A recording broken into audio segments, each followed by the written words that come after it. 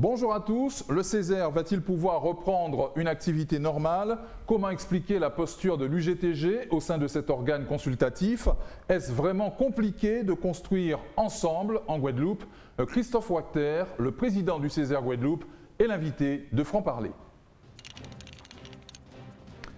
Christophe Wachter, bonjour. Bonjour Monsieur Fendere. Soyez le bienvenu sur notre plateau. Président du Césaire, réélu et déterminé à être au service du pays, au service de la construction, d'une vraie ambition pour la Guadeloupe. Et pourtant, vous devez composer avec des vents contraires. C'est ça le pays? A priori, le pays impose cette règle-là. On est confronté à une difficulté à regrouper tout le monde. On se rend compte également que la création de clivages en permanence pour des motifs divers est un fonds de commerce pour certaines organisations. Je ne suis pas ici pour critiquer la posture d'une organisation qui est membre du Césaire. Je suis là au contraire pour l'inviter à travailler avec l'ensemble des organisations, pas uniquement avec moi. Vous savez, le Césaire, c'est une représentation de l'ensemble de la société guadeloupéenne. Après, évidemment, on peut avoir des jeux de posture qui consistent à occuper le terrain médiatique avec des arguments qui appartiennent à chacun. Oui, donc c'est de la posture. À mon avis, c'est de la posture. Je ne pense pas que ça réponde à une doctrine particulière. Je ne pense pas que ça réponde à un objectif fondamental en termes de contribution à la construction de projets collectifs. C'est de la déconstruction? Je dirais que c'est une tentative de déconstruction. Mais c'est plus pour moi une tentative d'occupation de l'espace médiatique et d'exhibition d'un style qu'on veut se donner. Je pense que le dialogue social, le dialogue local doit découler d'une volonté de participer. C'est vraiment la base. Et lorsqu'on entre dans un Césaire, on doit vouloir participer. Participer ne veut pas dire être présent. Participer veut dire être pertinent. Être pertinent parce qu'on est une assemblée d'experts et de techniciens. En fait, des experts et des techniciens ne se préoccupent pas réellement de la posture à la base. Lorsqu'on veut donner une image politique de son organisation, évidemment, on peut choisir une posture. Et là, on rentre dans des actions de communication, mais à visée politique. Lors de votre réélection, vous avez prôné dans ce pays l'émergence de ce vrai dialogue local auquel vous venez de faire allusion. Oui, qu'entendez-vous par là? Le dialogue local, c'est ce qui nous fait défaut. Le dialogue local, c'est le dialogue qui ne nécessite aucun arbitrage extérieur. C'est le dialogue qu'on est capable de mener en interne, avec des règles qu'on définit ensemble. Lorsqu'on ne sait pas dialoguer localement, et ça je l'ai toujours dit, on bénéficie d'un arbitrage extérieur. On a aujourd'hui, en 2021 en Guadeloupe, une prétention à la souveraineté sur certains domaines, la souveraineté alimentaire. On a une prétention à l'autonomie sur certains domaines. Mais lorsqu'on se rend compte que sur le dialogue, on a besoin d'être tranché par un arbitre extérieur, on rentre dans une situation de dépendance et on s'enfonce dans une situation de dépendance. Et moi, en tout cas, c'est ce que je voudrais faire partager à chacun. Faisons en sorte que nous n'ayons pas besoin d'arbitres extérieurs et ne faisons pas naître des conflits pour toutes sortes de raisons. Prouvons au monde, et je le dis bien, au monde, que nous sommes capables localement de discuter entre nous. Oui. Alors, comment construire et faire vivre ce dialogue local que vous prônez? Déjà, il faut y croire. Il faut y croire. Ça, c'est le préalable. Il faut une foi dans le dialogue local. Deuxièmement, il faut savoir où ça peut nous mener. Si on a des objectifs qui consistent à construire l'avenir et à protéger nos enfants sur un territoire qu'on maîtrise, on va comprendre l'intérêt du dialogue local. Si on a des objectifs qui consistent à dire « moi je suis dans telle posture et j'ai décidé que tout en Guadeloupe s'explique par un dualisme que je fais naître partout, entre nous contre les autres », évidemment, on n'ira nulle part avec ça. Que répondez-vous, Christophe Wachter, à l'UGTG sur les questions de représentativité au sein du Césaire, de représentativité insuffisante visiblement, également en ce qui concerne les syndicats ouvriers? Je réponds qu'il faut relire un jugement du tribunal administratif. L'UGTG, ce syndicat, a lui-même introduit un certain nombre de recours où il contestait ces critères de représentativité. En fait, la représentativité, elle est appréciée par le préfet. Ça fait partie de ses prérogatives. Le préfet apprécie la représentativité de toutes les organisations, pas uniquement les organisations syndicales ni patronales, la représentativité d'autres organisations qui participent à la vie collective. Ainsi, vous avez des représentants des handicapés, des représentants des personnes âgées. En fait, ce sont des composantes de la société guadeloupéenne. Donc, les compositions de Césaire, c'est une estimation des composantes principales de la société guadeloupéenne avec une mesure de la représentation qui est appréciée, déjà par un préfet, mais sur la base de critères qui sont définis par les règles. Aujourd'hui, le préfet prend un arrêté préfectoral qui est conforme à ces règles. Après, comme je vous dis, c'est toujours possible, médiatiquement, de contester une représentativité. Pour être un président tranquille au Césaire, il faut fermer les yeux sur les conseillers syndicalistes qui ne siègent que très rarement et qui veulent toucher leur argent? Ce serait une erreur de chercher à être un président tranquille, et ce serait une deuxième erreur de fermer les yeux. Bien au contraire, je préfère être un président compétent, et je préfère être le président de tout le monde, en fait, de toutes les composantes du Césaire. Et donc je ne peux pas fermer les yeux sur des membres, bien au contraire. Et même les membres qui refusent de rentrer dans cette dynamique collective de travail, mon invitation, elle est toujours valable. L'invitation, c'est une invitation à travailler ensemble. Je le précise bien, ce n'est pas une invitation à m'aimer. Ce n'est pas une invitation à me suivre, c'est une invitation à travailler ensemble avec d'autres organisations qui ont compris cette règle-là. Oui. Conseiller économique et social régional, c'est pas être rentier. Non, c'est être un technicien. C'est être un technicien, c'est être capable de représenter l'organisme qui nous a nommés et c'est être capable de participer à une entreprise collective. Oui. Ce sont vraiment les deux conditions. Mais être un technicien, venir au Césaire sans aucune technicité consiste à occuper un espace. Et cet espace, après, on l'instrumentalise comme on veut. L'indemnité se monte à combien pour un conseiller? Alors, l'indemnité d'un conseiller, elle est d'un peu moins de 1 000 €, avec une petite majoration. Oh, oui. C'est pas mal, mais comme j'ai déjà eu l'occasion de le dire, c'est parfaitement justifié. C'est du travail, en fait. C'est du travail. C'était une indemnité qui n'était la contrepartie d'aucun travail fourni. Effectivement, ce serait scandaleux. Mais c'est une indemnité qui est censée, supposée, être la contrepartie d'un travail. Oui. Et donc, il faut la mériter. En principe, il faut la mériter. Je pense que c'est un petit peu une règle des fonctionnements des sociétés modernes. Et c'est ce qui vous vaut des problèmes? Je pense que ce qui me vaut des problèmes, c'est que je ne suis pas là pour faire de la politique. Je ne suis pas là pour ne pas dire les choses. Je suis là pour animer un groupe de travail. Je suis là pour imprimer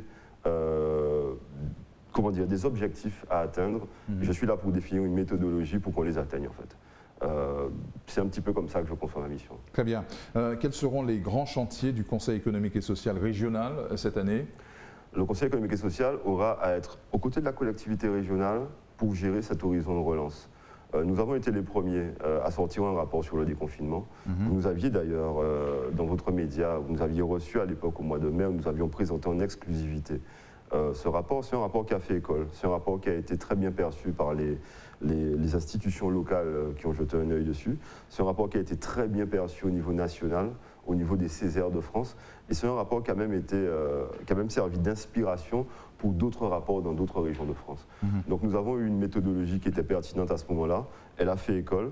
Nous voulons continuer sur cet horizon de relance à accompagner la région, sachant que nous avons prouvé notre pertinence. Très bien. Que pense le président du Césaire de la gestion de crise sanitaire en cours et du reconfinement qui se dessine dans l'Hexagone avec des restrictions pour les voyageurs qui souhaitent venir aux Antilles? Alors, je ne critiquerai pas la gestion. J'imagine que c'est une entreprise très compliquée. J'imagine qu'à posteriori, on peut toujours revenir sur une décision en disant qu'elle n'avait pas été la bonne, ou en disant qu'on avait sonné l'alerte, etc. Je crois que les décideurs nationaux, même internationaux, sont confrontés à des situations totalement inédites. Les risques qu'on encourt par rapport à cette crise, la crise économique, la crise sociale mondiale qui va naître de la situation actuelle, nécessitent, à mon avis, qu'on privilégie la cohésion, en fait, et qu'on se dise, plutôt que de se lancer dans une critique pour d'autres raisons, de se dire qu'on est tous dans un bateau un peu particulier avec un risque létal, et que quelque part, le décideur public doit non seulement être dans une parfaite compréhension de ce qui se passe, mais doit aussi être en anticipation. Et moi, je ne lui reprocherai jamais au décideur public de s'être trompé. Ce que je pourrais lui reprocher, c'est de n'avoir pas pris ses responsabilités. Par contre, s'être trompé lorsqu'on gère une crise dans une tempête, je ne crois pas que ce soit au quotidien une bonne façon de faire. Vous êtes inquiet pour nos entreprises? Ah, totalement, totalement. Alors nous, en milieu insulaire, nos entreprises, surtout nos entreprises de production locale, on prouvait qu'elles avaient une capacité à tenir, qu'elles avaient une capacité à fournir le marché. Donc ça, c'est positif. Ça nous a permis de consolider quelques positions sur notre marché. Par contre, on sait très bien que dans d'autres secteurs, on va penser au secteur de l'événementiel, on va penser au secteur de la restauration, on va aussi penser au secteur du tourisme, même si on a été considéré comme une destination qui pouvait accueillir des touristes. Nous savons très bien, avec des annonces très récentes, que la donne risque de changer. Et là, lorsque les entreprises sont en difficulté, c'est toute la société qui est en danger. Oui, avec un risque sur le plan social. Certainement avec un risque sur le plan social. Bien sûr avec un risque sur le plan social. Je pense qu'il faut mesurer les risques qui peuvent peser sur les travailleurs, sur les entreprises, et il faut pouvoir les anticiper. Je crois que l'État jusque-là a été au rendez-vous. L'État a permis aux entreprises de tenir avec les PGE. On verra comment se passe la sortie des PGE. Mais aujourd'hui, le risque social est réel, parce qu'il y a vraiment un risque sur l'activité économique, il y a vraiment un risque sur la capacité à générer de la richesse au sein des territoires, et évidemment il peut y avoir de la casse sociale. Oui, les emplois. Les emplois, on connaît notre situation en Guadeloupe, c'est une situation qu'on aurait du mal à imaginer plus grave que celle-là, pourtant le risque est réel. Le secrétaire général des MPI que vous êtes suit aussi, j'imagine, de très près le dossier de l'octroi de mer. Il y a péril en vue pour notre tissu productif. Alors l'octroi de mer n'est pas si menacé qu'on le dit. L'octroi de mer fait l'objet de négociations entre le gouvernement français et la Commission européenne en ce moment. Donc il y a des points techniques qui risquent parfois de défavoriser les entreprises locales, parce qu'on sait très bien que l'Union européenne a toujours considéré que l'octroi de mer était un dispositif dérogatoire.